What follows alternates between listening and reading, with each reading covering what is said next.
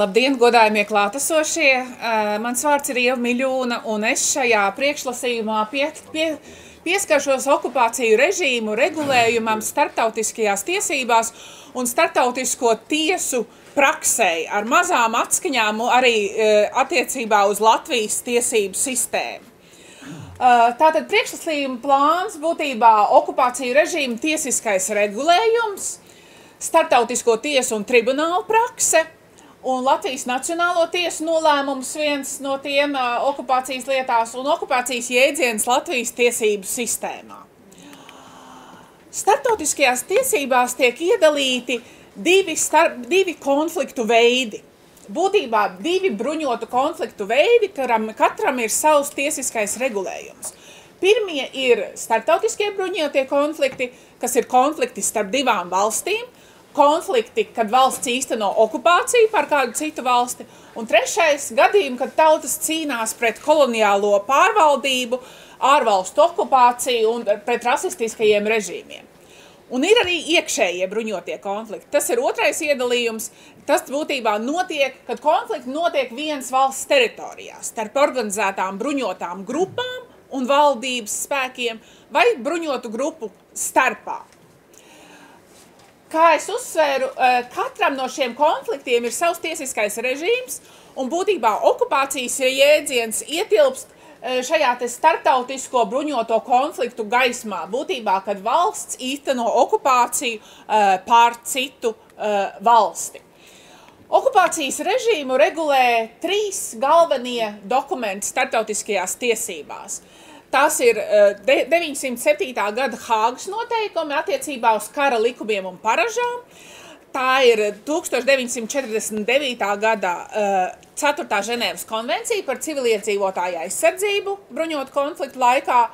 Un tā ir 77. gada Ženēvas konvencija papildu protokols par cietušo aizsardzību starptautiskajos bruņotajos konfliktos.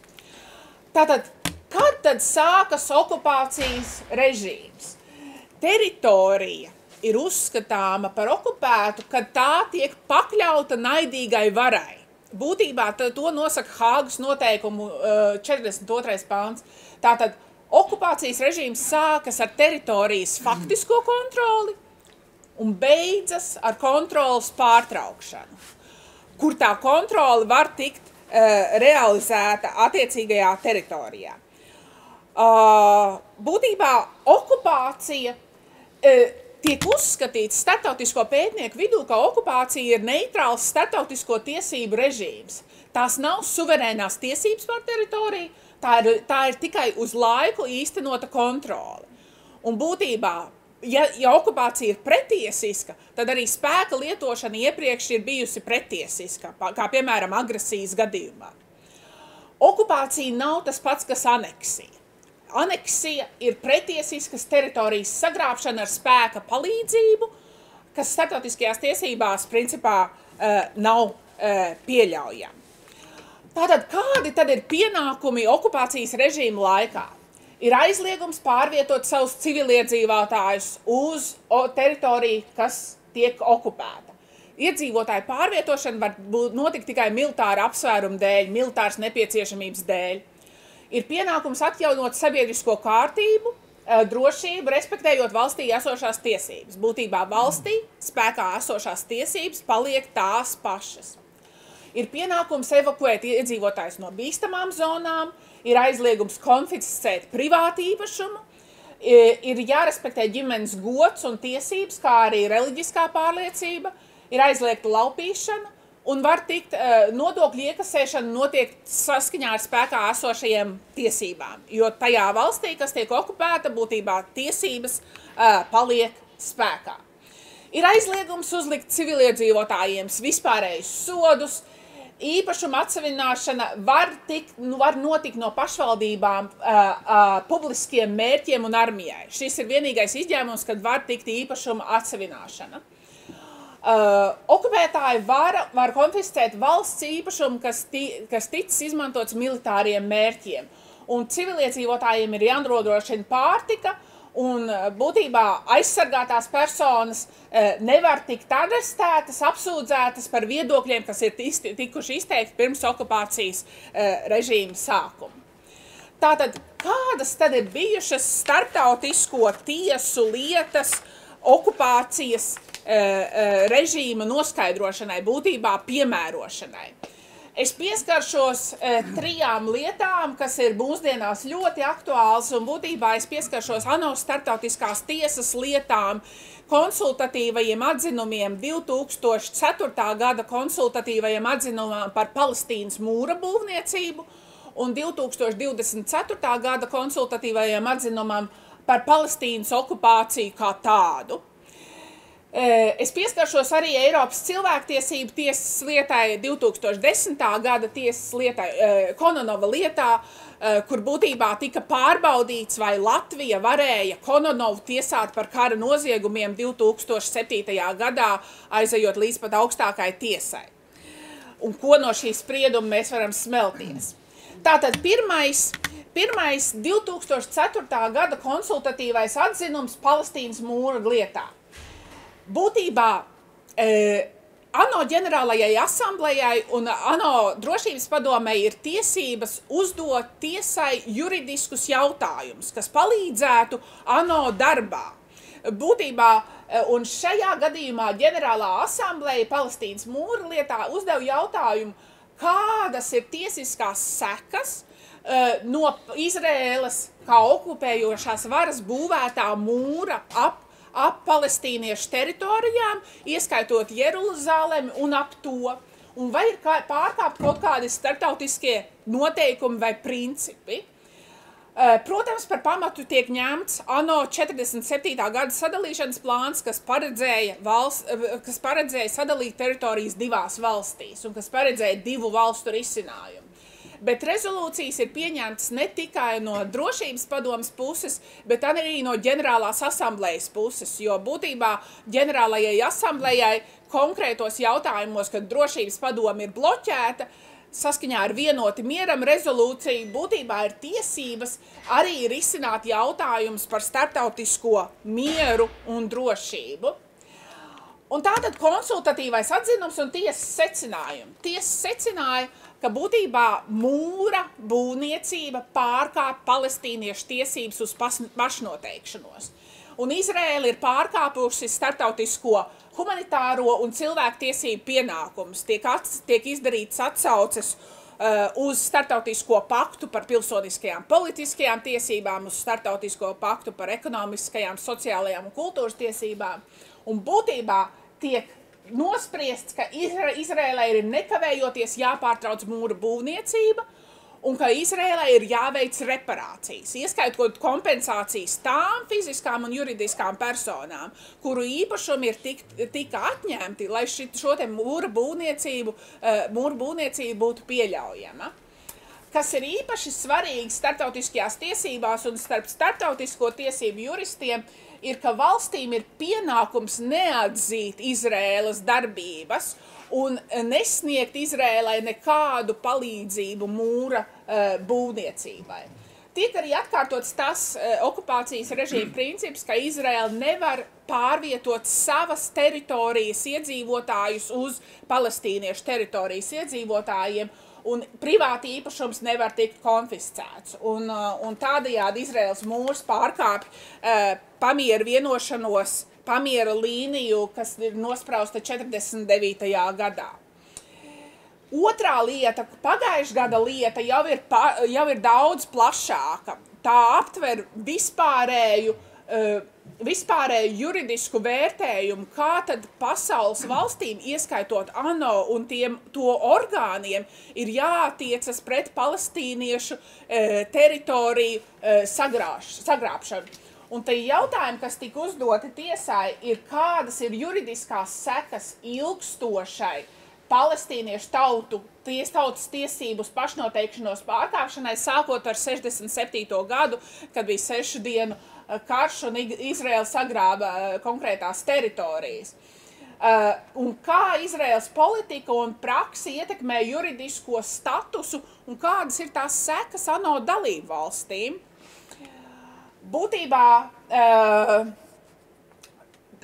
tajā pašā laikā, tajā pašā gadā, kad tika pieņemts konsultatīvais atzinums, 2024. gadā ANO ģenerālā asambleja arī pieņēma rezolūciju, ka Palestīnas valsts ir kvalificēta dalībai ANO un būtu uzņemama ANO. Jo būtībā kopš 2012. gada Palestīnai ir novērotāja status ANO. Tā nav pilntiesīga ANO dalībvalsts, lai gan, piemēram, Startautiskā krimināla tiesa ir uzņēmusi Palestīnu kā valsti Startautiskajā krimināla tiesā ar dalībvalstu asamblejas lēmumu. Nu, lūk, un šajā konsultatīvajā atzinumā tad tiek vērtēti apstākļi, kas notikuši pēc 67. gada 6 dienu kara un Izraēlas īstenotās palestīniešu teritorijas aneksijas. Tiek vērtētas nometinājuma politika, ko izdara Izraēla, tiek vērtētas īpašuma konfiskācijas, tas viss ir pretēji starptautiskajām tiesībām. Un būtībā tiek vērtēta arī dabas resursu izsmelšana, ka Izraēla ir izsmēlusi dabas resursus palestīniešu teritorijās, kas ir pretēji starptautiskajām tiesībām. Būtībā Izraēlas prakse tiek vērtēts, ka tā līdzinās aneksijai, jo okupācija nav pagaidu rakstura. Te arī izriet tas termins, ka okupācija ir tāds neitrāls jēdziens, jo okupācija parasti ir uz īsu laiku, bet šeit būtībā tiesa secina, ka tā ir aneksija, kas būtībā varētu atsaukties uz Latvijas 50 gadu ilgo padomju okupāciju, ka tā ir tik tiešām aneksija, kā Apelkungs teica. Īpašuma piespiedu nojaukšanas ir pretiesisks, un Izrēlai ir jāceļ visi likumi, kas paredz pretiesisko politiku un būtībā jāsniedz reparācijas. Tāds ir konsultatīvais atzinums palestīniešu lietā, un būtībā šajā mirklī es vēlētos pieskarties nedaudz Kononova lietai, jo Kononova lietā arī tiek vērtēts 1944. gads, kad Latvija atrodas dubultā okupācijas režīmā no Vācijas un PSRS puses. Un Kononovs bija iesaukts padomju armijā 42. gadā, un viņš pievienojās sarkanajiem partizāniem, un būtībā 44. gadā, kad Latvija ir dubultā okupēta, notiek uzbrukums Mazo Batu ciematam Latgalē un civiliedzīvotājiem. Tiek nogalināti 9 civiliedzīvotāji, ieskaitot sievieti grūtnieci, jo ir aizdoms, ka šie civiliedzīvotāji ir sadarbojušies ar vāciešiem iepriekš. Taču tiesa secināja virkni starptautisko humanitāro tiesību pārkāpumus, ieskaitot to, ka uzbrukums ir noticis Wehrmacht vācu uniformās, kas būtībā maldināja civiliedzīvotājus, ka viņiem būtu bijusi aizsardzība no vāciešu puses. Un Latvijā Kononovs tika tiesāts 2004. 2007. gadā, kamēr visās tiesu instancēs tas tika iziets, viņš tika tiesāts par kara noziegumiem. Un tad viņš sūdzējās Eiropas cilvēktiesību tiesā, pamatojoties uz konvencijas 7.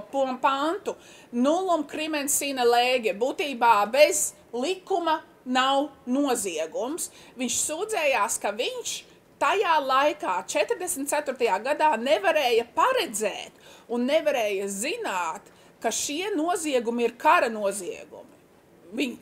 Bet viņš, protams, savās liecībās sniedza to, ka viņš vispār nav šajā Mazo Batu buižā bijis un ciematā bijis, un viņš ir skatījies, kā vienkārši dūmi kūp no mājām, kur būtībā viņš ir sēdējis krūmos netālu no ciemata. Bet to tiesa neņēma vērā, pilnībā noraidīja šos argumentus, un tiesa ļoti skrupulozi, jo spriedums ir ļoti garš, ļoti skrupulozi analizēja, jo 44. gadā Ženēvas konvencijas nebija vēl spēkā, un mēs varējām atsaukties tikai uz starptautiskajām paražu tiesību normām un 907. gada Hāgas noteikumiem. Līdz ar to tiesa ļoti skrupulozi analizēja starptautiskos paražu tiesību noteikums attiecībā uz kara noziegumiem un secināja, ka viņš varēja paredzēt, ka 9 cilvēku nogalināšana ir vismaz slepkavība, ja ne noziegumi pret cilvēci vai kara noziegumi.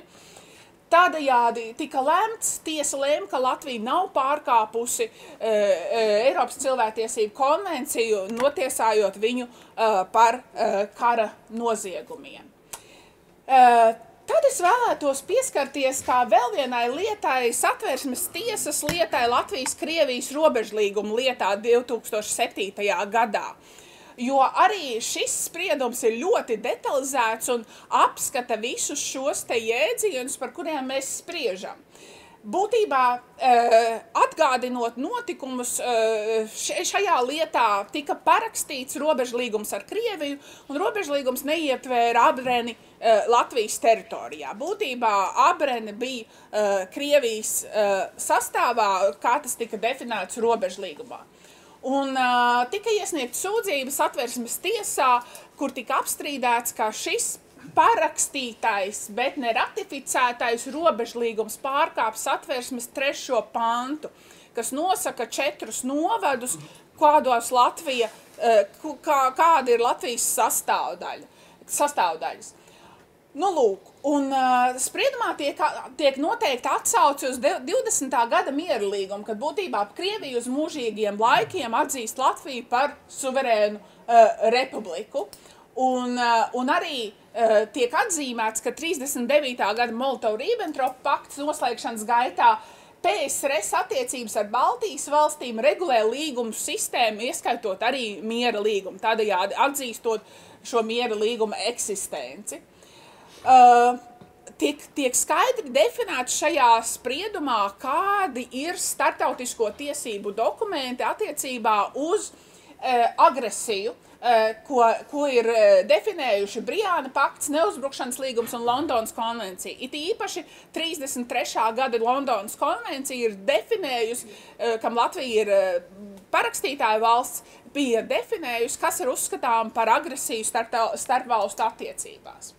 Un arī spriedums skaidri nosaka, ka PSRS ienākšana Latvijā ir definējama kā agresija, un agresiju tolaik definē tieši šī te Londonas konvencija, un Londonas konvencija arī aizliedz atsaukties uz jebkādiem politiska, militāra, ekonomiska vai cita rakstura apstākļiem. Bet ultimāts tiek vērtēts, ka ultimāts Latvijai nespēlēja nekādu lomu, un karaspēks ienāk bez formāla kara pieteikšanas, kas būtībā ir pieļaujams starptautiskajās tiesībās, jo mūsdienās kari tiek uzsākti bez formāla kara pieteikšanas. Tiesa arī spriež, ka Latvijas valdība deva piekrišanu karaspēku ienākšanai Latvijā 40. gadā, un būtībā Latvijas piekrišana karaspēku ienākšanai ir pretiesiska, jo tā pārkāpa šīs te jus cogens normas, tās ir normas starptautiskajās tiesībās, no kurām nevar būt nekāda atkāpe, kā piemēram agresijas aizliegums, genocīda aizliegums, verdzības aizliegums. Un tādējādi PSRS ultimāts ar prasību izveidot draudzīgu valdību aizskāra Latvijas suverēnās tiesības izvēlēties sev valdību. Satversmes tiesa arī skaidri noteica, ka agresijai sekoja okupācija. Un tādējādi notika atsauce uz vienu no ANO starptautisko tiesu lietām Kongo pret Ugandu, ka okupācijas pretiesiskums izriet no šīs te agresijas pretiesiskumu. Būtībā okupācija ir uzskatāma par pretiesisku šajā gadījumā, jo spēka lietošana bija pretiesiska. Un tādi tiesa atsaucās uz lēmumu par Latvijas iestāšanos PSRS un saskaņā ar Satversmes 77. pāntu šādas lēmumus, protams, nevarēja pieņemt, jo tādus drīkstēja pieņemt tikai tautas nobalsošanā. Un tādējādi, kā Apelkungs arī norādīja, attiecībā uz aneksijas jēdzienu, tiesa arī saka, ka valsts rīcība, kas piespiež citu valsti atteikties no savas neatkarības un pievienoties tai, ir uzskatāma par aneksiju. Latvijas valsts PSRS okupācijas režīma laikā aizsargāja nepārtrauktības doktrīna. Būtībā mēs balstījāmies, atjaunojot neatkarību, balstamies uz nepārtrauktības doktrīnu, ka tā ir tā pati valsts, kur mēs dibinājām 18. gadā. Un būtībā attiecībā uz Abreni, būtībā tiesa mazliet lēma, kaut gan spriedums nav visai skaidrs tajos dažos aspektos, ka tomēr Abrens pievienošana 44. gadā bija pretiesiska no nepārtrautības doktrīnas viedokļa. Bet tomēr Satversmes tiesa nonāk pie secinājuma, ka Abrene neietilpst Latgales apriņķī, un tādējādi robežlīgums ir uzskatāms par atbilstošu Satversmes 3. pantam, kas nosaka, ka Latvija sastāv no Latgales, Kurzemes, Vidzemes un Zemgales. Ne visi tiesneši. Jā. Bija pašais viedoklis. Tieši tā, jā. Bija atsevišķie viedokļi par šo lietu, tik tiešām. Un visbeidzot pēdējais jautājums, kā okupācijas jēdziens ir ticis atspoguļots Latvijas tiesību sistēmā? Es būtībā atsaukšos uz divām deklarācijām. 96. gada Saeimas deklarācija par okupāciju norāda atsauci uz 40. gada padomju okupāciju un 41. gada Vācijas okupāciju un atkal PSRS okupāciju. Un tiek skaidri noteikti, kas ir skrupulozi saskaņā ar starptautiskajām tiesībām, tie okupācijas režīma pārkāpumi, kas faktiski notika. Tātad iedzīvotāju masveida deportācijas, sodīšana tiem, kas iestājās pret Latvijas, sodīšana attiecībā uz tiem, kas bruņotā vai citādā veidā iestājās pret Latvijas neatkarības atjaunošanu, īpašuma atsavināšanas, izteiksmes brīvības apspiešana, simtiem tūkstošu migrantu iepludināšana Latvijā, un būtībā pasaules valstis tiek aicinātas neatzīt, atzīt okupācijas faktu kā tādu un likvidēt tās sekas. 2005. gada deklarācija par PSRS okupācijas režīmu nosodījumu arī būtībā atsaucas uz skrupulozi uz tiem pašiem okupācijas režīma pārkāpumiem, valstiskās iekārtas graušanu, slepkavošanas, spīdzināšanas, deportēšanas, piespiedu kolektivizāciju, un tā kā no jauna ietvēra to, ka agresija ir vērtējums kā starptautisks noziegums. Kādi tad ir mani secinājumi? Startautiskie noziegumi, tādi kā agresija, noziegumi pret cilvēci, genocīds, kara noziegumi, ir skaidri definēti mūsdienu startautiskajās tiesībās. Un par tiem startautiskā krimināla tiesa būtībā šobrīd lemj un spriež tiesu. Startautiskā krimināla tiesa mūsdienās ir neapskaužamā situācijā, jo ASV ir īstenojusi sankcijas pret šiem tiesas darbiniekiem un amatpersonām, bet būtībā šie noziegumi tiesa arvien vairāk izskata tādus noziegumus, kuri ir politiski sensitīvi, piemēram, ASV izdarītos noziegumus Afganistānā, Izraels izdarītos noziegumus palestīniešu teritorijās, un faktiski šiem noziegumiem nav noilguma, jo tos var tiesāt kaut vai 50 gadus pēc to izdarīšanas. Gan ANO starptautiskās tiesas lietas, gan arī Latvijas robežas līguma lieta apliecina to, ka visām pasaules valstīm ir tiesiska interese, lai šīs te sekas, šo noziegumu sekas tiktu likvidētas. Un tā tam būtu jābūt, jo būtībā tie ir paši smagākie startautiskie noziegumi pret cilvēci.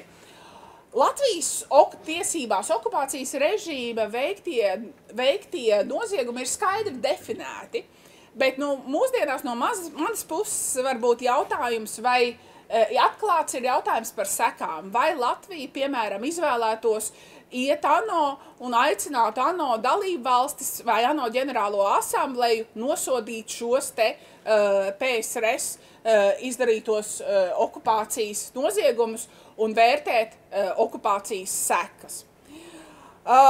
Tas būtībā viss. Paldies jums par uzmanību!